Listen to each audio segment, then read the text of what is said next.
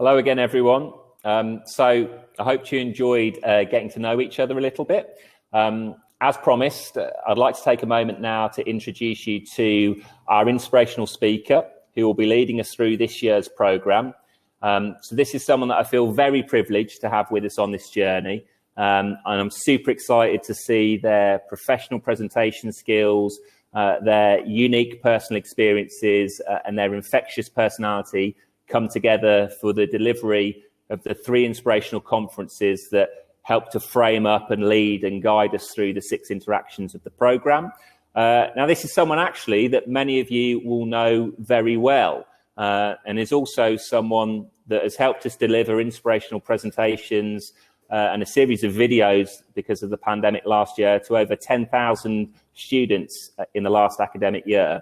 And I've got to tell you that the feedback from students and teachers has been phenomenal. The words life-changing are no strangers to the emails and the feedback forms that I receive after deliveries. So I'm really excited to introduce our inspirational speaker and our programme lead for this year's Be the Change programme.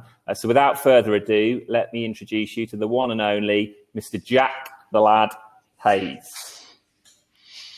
Thank you very much, Paul. Thank you very much indeed. Good afternoon, all of you. It's so lovely to hear Paul say such nice things to me, especially because I can hear it doubled up because he's just over there. Hello, mate. All right? He's just over there. We're socially distanced in the same offices here. We're in the centre of Brighton at the offices. It's lovely to be here. And Paul, thank you again for saying such lovely, lovely things. It really does mean a great deal to me.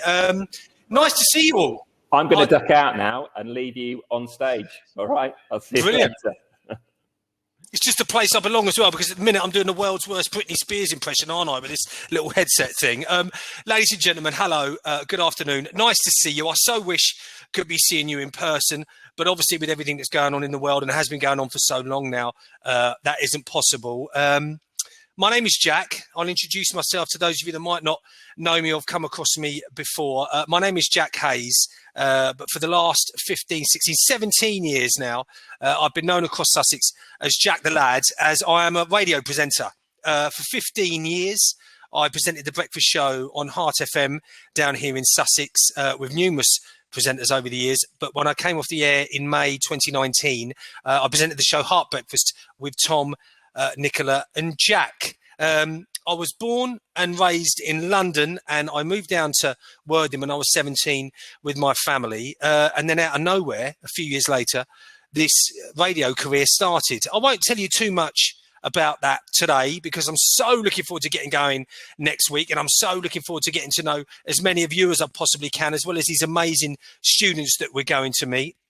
But this job and this role as the programme lead, it's an absolute dream for me to be able to do, because I'm one of those really lucky people that you meet in life, and you don't meet sort of hundreds and hundreds of them, but I'm one of them really lucky people that is genuinely passionate about what he does. And I'm passionate about the messages that the foundation stand for. And there are many, many reasons behind that. As I mentioned, and again, I won't go into too much detail because I want to do it properly on the days next week. But essentially, I'm a council house boy from South London, and I had a very tough upbringing where I grew up. There was all kinds of shenanigans and things going on. And my early life didn't really point to me becoming a radio presenter as successful as I was. And as much as I don't like talking about myself, and believe me, I don't, I became very successful. I won a lot of national awards, and the young life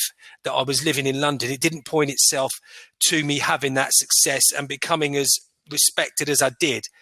And the reason that makes me passionate about what I do now with the foundation is because I believe there are too many young people in today's society that aren't being given the opportunities to flourish the way they can flourish, to express themselves the way they should be able to express themselves, and to go on and fulfill the undoubted potential that every single one of them has. That is something that I genuinely believe. I genuinely believe that every young person, our next generation, have got something to offer. And I think that one of the problems that we have with today's society is that too often these young people are going to be told, no, you have not.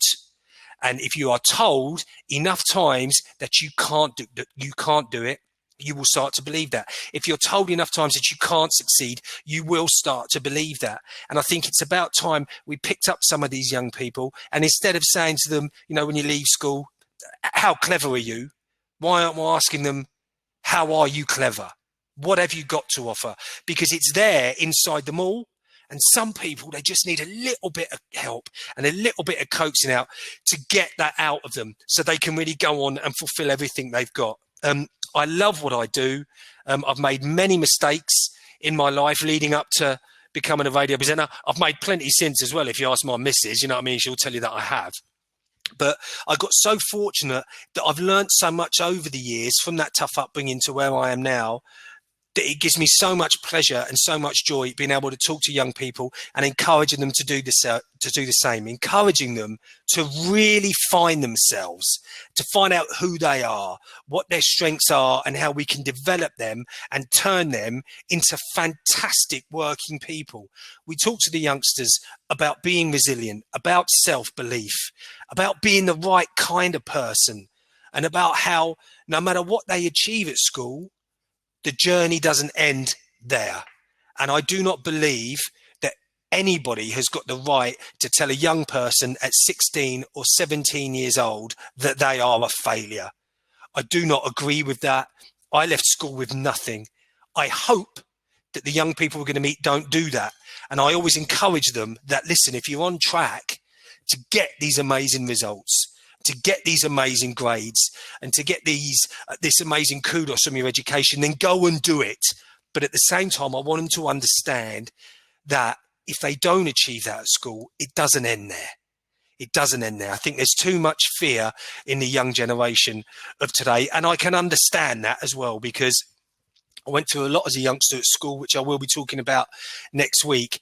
But I'm glad I was a youngster when I was a youngster, because now it is so easy for this generation of people, our next generation, to be attacked, you know, both online, social media, and what's on, and so on, and so forth. So I want to really instill this belief in them. And the beauty of it is that you, amazing people, are going to help us to do that. Because we can go on a journey together here where they can listen to me say all of these things until the cows come home.